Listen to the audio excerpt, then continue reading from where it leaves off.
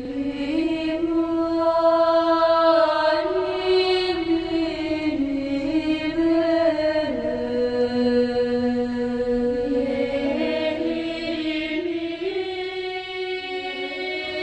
поел Цезарят, реформатор на Рим, Гай Аврелий Диоклициан, през необятните си земи на изток.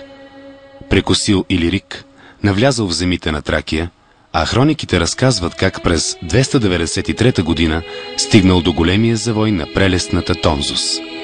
Там вече стоял от хилядолетия тракийския град Кабиле, някогашната резиденция на тракийските царе Спарток и Скосток, превърнал се в един от важните за империята военни центрове в сърцето на Тракия. И харесал мястото Диоклициан и положил тук основите на още един град, нов, и го нарекал Диосполис. Градът, който Диоклициан кръстил на името на боговете, наричан отсетне Дамполис, Дъбилин, Ямполис и Ямбол, вече 1700 години, по-стари от самата България, стои на своето посочено от императора място, верен на девиза си и да от древността отивам в бъдещето. През тези 17 века през него са минали и са оставили частица от своите традиции и култура десетки племена и народи от двата континента.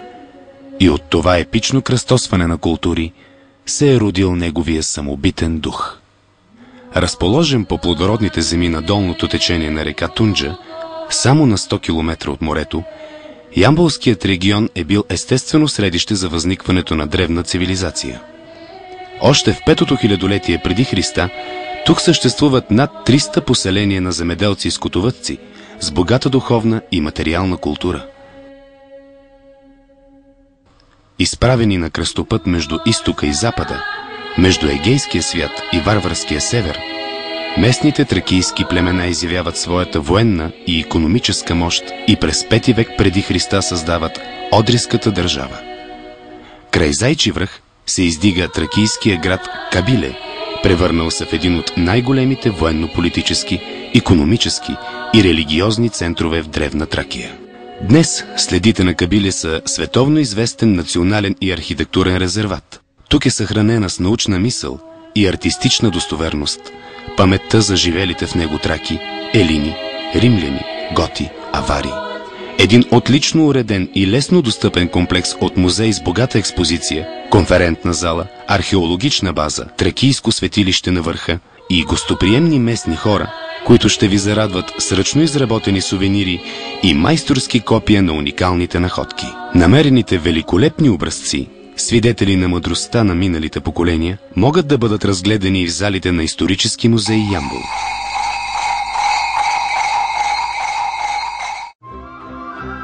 Ямболска област ревниво пази в паметта си белезите от възходи и падения и щедро е раздавала тази памет на света. Така ще и сега, когато България влиза в голямото семейство на европейските страни и народи, с самочувствието на дълбоките си традиции. Впечатляваща е богатата етнография на Ямболския край.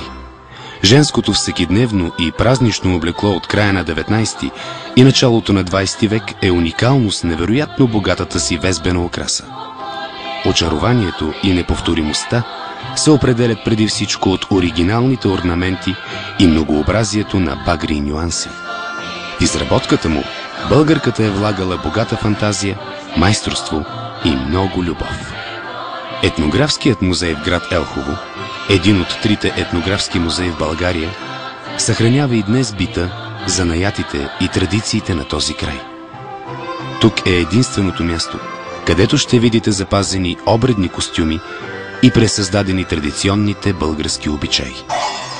Автентичният дух на миналото може да бъде усетен от красивите игри на кукерите. В Ямбол през февруари се провежда ежегоден маскараден фестивал с участието на десетки кукерски и маскени групи от цялата страна и чужбина. Чудесна възможност да се включите в празника на багрите и звука на хиляди хлопки, да се забавлявате на истински карнавал и да опитате от прекрасното червено вино. Традиционният коледарски празник е единственият по рода си в България. Всеки, който веднъж е усетил ритъма на коледарските танци, го носи завинаги в себе си и не може да устои на желанието отново и отново да се връща тук и да преживява тази магия. Многобройна публика и много участници, както от страната, така и от чужбина, привличат традиционните фестивали Ородило се преродило, град Ямбол, Мараша пее, Стралджа, Върбова свирка свири, Болярово, тракийски ритми, Бакаджик, община Тунджа.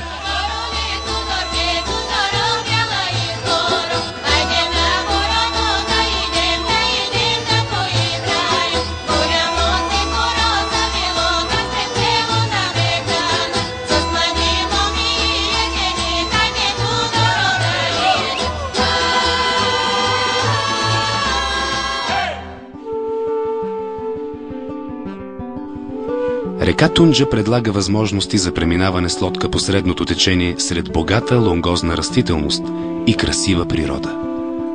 Уникален по своята живописност е Сремският пролом, където реката разделя Странджа и Сакар планина. 5 екопатеки от невероятния завой до Даркая по поречието на Тунджа, оборудвани с плавателни съдови екипировка, очакват любителите на природата и екстремните спускания в бързи води. Богатството на растителния и животинския свят в областта са предпоставка за развитие на екологичен и ловен туризъм. Уникални са природните дадености в резерватите Ормана, Балабана, Горна и Долна Топчия. Тук любителите могат да си организират истински фотолов. Нископланинските възвишения Бакаджик са чудесен обект за пешеходен и велотуризъм с широколисните си гори и историческите си забележителности, скътали уникални експонати, ценни икони и Евангелия.